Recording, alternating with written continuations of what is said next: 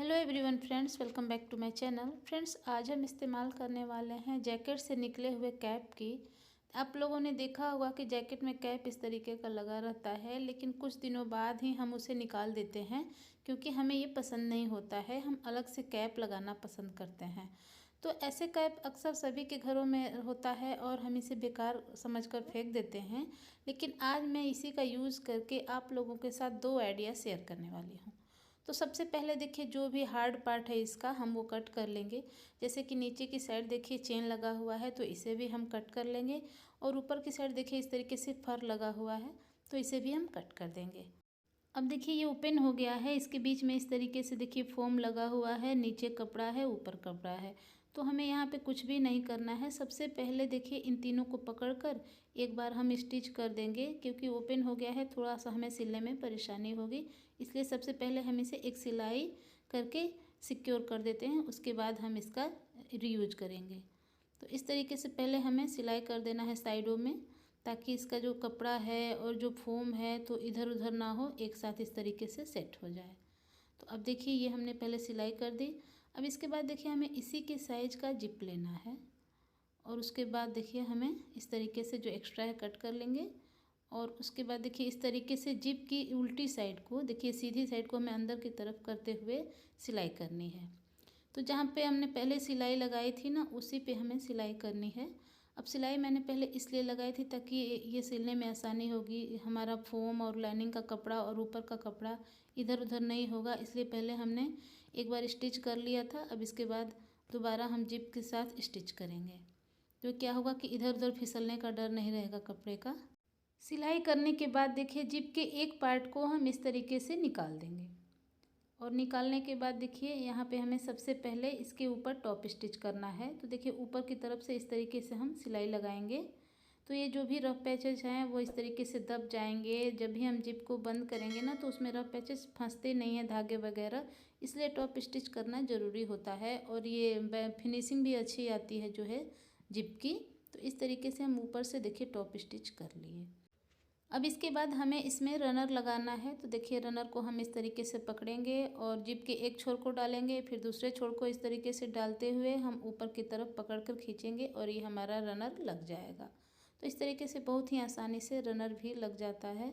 तो देखिए अब इसके बाद हम इसे उल्टा करेंगे, और उल्टा करने के बाद देखिए इसे अच्छे से सेट कर लेंगे।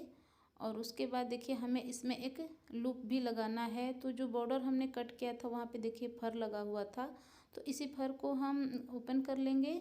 और उसके बाद देखिए इसमें से हम पतली से स्ट्रिप कट करेंगे। अगर आपके कैप में फर नहीं लगा हुआ है तो आप सिंपल कपड़े से भी फोल्ड करके इसे बना सकते हैं। इसकी लंबाई मैंने लगभग 10 इंच रखी है। मैंने किसी भी चीज़ का कोई मेजरमेंट नहीं लिया है। जिस साइज़ का मेरा कैप था मैंने उसी साइज़ का बना लिया है, और आप भी जिस साइज़ का कैप हो उसी साइज़ का बना लीजिए। इसमें कुछ खास मेजरमेंट की ज़रूरत नहीं है, इसलिए मैंने सिंपल तरीका ही बताया है। स्ट्रिप को अंदर की तरफ चेन के पास रखते हुए हम इसकी सिलाई कर देंगे। और देखिए ये हमारा ऑर्गेनाइजर रेडी हो गया है। अब जो भी एक्स्ट्रा है ना, यहाँ पे देखिए हम कट करके निकाल देंगे। और निकालने के बाद इसकी जो हमें फिनिशिंग करनी होगी, तो थोड़ी सी हम कपड़े की स्ट्रिप लेंगे 1 इंच चौड़ी, और इसे भी हम रफ पैचेज को इस तरीके से देखिए फोल्ड करके इस तरीके से हम स्टिच करेंगे यहाँ पे। तो रफ पैचेज भी हमारा फिनिश हो जाएगा, और फाइनली हमारा ये ऑर्गेनाइजर रेडी हो चुका है। अब हम इसे ओपन करेंगे और इस तरीके से इसके सभी कॉर्नर को हम अच्छे से निकाल देंगे, तो बिल्कुल प्रॉपर शेप में आ जाएगा। और बहुत ही प्यारा, देखिए कितना अच्छा इसका लुक आया है, बहुत ही प्यारा शेप आया है, और दिखने में एकदम रेडीमेड जैसा लग रहा है। फ्रेंड्स, कोई कहेगा नहीं कि आपने इसे घर पर बनाया है। इतना प्यारा और इतनी आसान विधि है इसकी बनाने की, तो आप भी इस तरीके से अपने कैप का इस्तेमाल करके बना सकते हैं। महिलाओं के पास तो बहुत सारे सामान होते हैं, अक्सर रखने के लिए हमें इस तरीके के पाउचेज की आवश्यकता होती है, तो हम घर में ही बनाकर इसका इस्तेमाल कर सकते हैं। पुराने कैप को फेंकने की बजाय हम इसका रीयूज कर सकते हैं और कुछ पैसे भी बचा सकते हैं। और सबसे बड़ी बात कि घर बैठे हम बोर होते रहते हैं, तो हमारा टाइम पास भी हो जाएगा। तो इस तरीके से आप भी कैप का इस्तेमाल करके ऑर्गेनाइजर बना सकते हैं।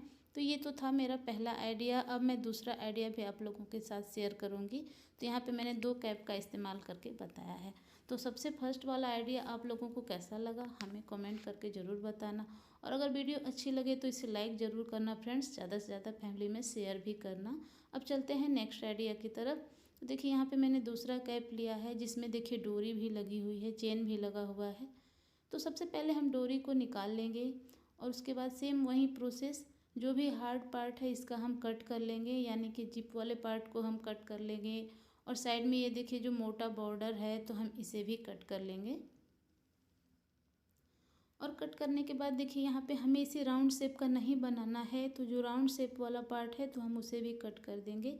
तो ये हमारा देखिए एक रेक्टेंगल पीस मिल जाएगा। अब इसी रेक्टेंगल पीस का हमें यूज़ करना है। किसी भी चीज़ को फेंकना बहुत ही ज़्यादा आसान होता है, लेकिन उसी चीज़ का नया लुक देके इस्तेमाल करना अपने आप में एक कला है। ज़्यादातर मेरा वीडियो रीयूज का ही होता है, इसलिए कुछ निगेटिव कमेंट भी आते हैं कि इतनी मेहनत कौन करेगा, इतने में तो हम जाकर मार्केट से ले आएंगे, इतने सस्ते सस्ते पाउचेज मिलते हैं तो इतनी मेहनत करने की क्या आवश्यकता है, तू ही इतनी मेहनत कर, कबाड़न कहीं की, वगैरह वगैरह। तो देखिए मैं सबकी बात नहीं कर रही हूँ। जिन महिलाओं को शौक़ है, घर के चीज़ों का इस्तेमाल करना चाहती हैं, वो बेशक इस तरीके से इस्तेमाल कर सकती हैं। जिन महिलाओं का मन नहीं है, जो खरीदने में सक्षम है, वो बिल्कुल ख़रीद सकती हैं, आपको कोई ज़रूरत नहीं है सिलने की।